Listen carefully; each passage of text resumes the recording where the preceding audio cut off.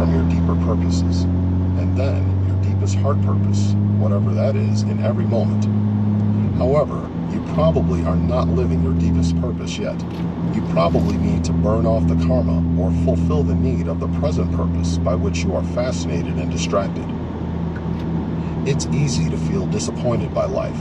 Success is never as fulfilling as you think it is going to be. But there is a reason for this. Successfully completing a lesser purpose doesn't feel very good for very long, because it is simply preparation for advancing toward a greater embodiment of your deeper purpose. Each purpose, each mission, is meant to be fully lived to the point where it becomes empty, boring, and useless. Then it should be discarded. This is a sign of growth, but you may mistake it for a sign of failure. For instance, you may take on a business project, work at it for several years, and then suddenly find yourself totally disinterested. You know that if you stayed with it for another few years, you would reap much greater financial reward than if you left the project now. But the project no longer calls you. You no longer feel interested in the project. You have developed skills over the last few years working on the project, but it hasn't yet come to fruition. You may wonder, now that you have the skills, should you stick with it and bring the project to fruition, even though the work feels empty to you? Well, maybe you should stick with it. Maybe you are bailing out too soon, afraid of success or failure, or just too lazy to persevere. This is one possibility. Ask your close men friends if they feel you are simply losing steam, wimping out, or afraid to bring your project to completion. If they feel you are bailing out too soon, stick with it. However, there is also the possibility that you have completed your karma in this area.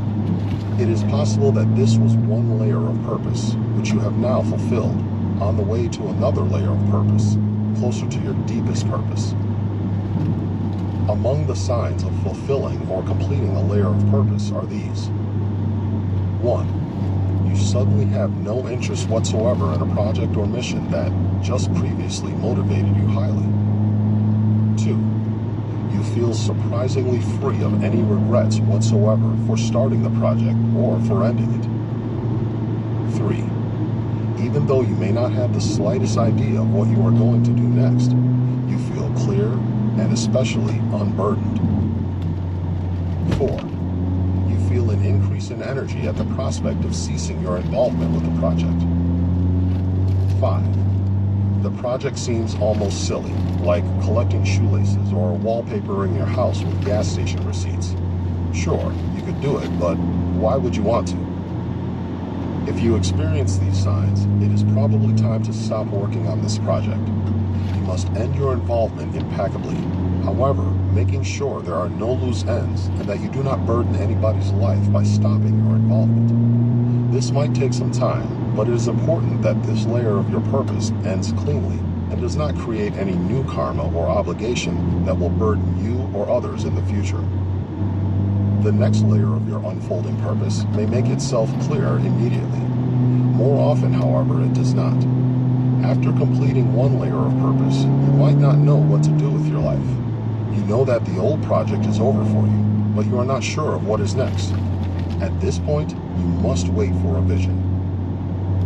There is no way to rush this process. You may need to get an intermediary job to hold you over until the next layer of purpose makes itself clear. Or perhaps you have enough money to simply wait. But in any case, it is important to open yourself to a vision of what is next. You stay open to a vision of your deeper purpose by not filling your time with distractions. Don't watch TV or play computer games. Don't go out drinking beer with your friends every night or start dating a bunch of women. Simply wait. You may wish to go on a retreat in a remote area and be by yourself.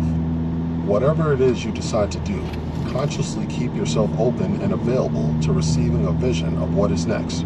It will come. When it comes, it usually won't be a detailed vision. You will probably have a sense of what direction to move in, but the practical steps might not make themselves clear. When the impulse begins to arise, act on it. Don't wait for the details. Learn by trial and error what it is you are to do. For instance, perhaps you were a stockbroker and then finished that particular layer of purpose. You saved up some money, so now you are waiting for a vision of your next layer. After 3 weeks of going crazy, not knowing what you are going to do with your life, you begin to feel that you want to work with people. You begin to fantasize about using your financial skills to help people set up their own businesses. You have a few friends who have great intentions to save the world, but they are lousy businessmen and can't seem to get off the ground. So you call them and offer your help. As you help them, you continually feel for the groove of your purpose. You might have a few false starts, but eventually you find that dozens of nonprofit groups are telephoning you, asking for your advice. It feels as if the universe is supporting you in this direction. You have no idea whether you can earn a living doing this, but it feels right for now. So you apply yourself fully to it. You give your gift 100% without holding anything back. Soon, a wealthy man finds out about what you are doing. He admires your total commitment and your orientation to serve others. He becomes your patron. Now you are set. You have a good income. You are doing what you really want to do, and you are helping others. You love what you do, so you generate love in those who come in contact with you. Your life feels full. And then one day, a few years later, it is finished. This layer has dissolved, and the cycle begins again and again until you have penetrated all the layers into your deepest purpose. Then you act fully until that purpose too is dissolved in the bliss of the love that you are. Chapter 13. Don't use your family as an excuse. If a man never discovers his deepest purpose, or if he permanently compromises it and uses his family as an excuse for doing so, then his core becomes weakened and he loses depth and presence. His woman loses trust and sexual polarity with him, even though he may be putting much energy into parenting their children and doing the housework. A man should of course be a full participant in caring for children in the household, but if he gives up his deepest purpose to do so, ultimately everyone suffers. Take care of the children in the house as much as you want. Just remember that if you give up your true purpose to do so. Pause music. Pardon? Pause. Voice operation paused.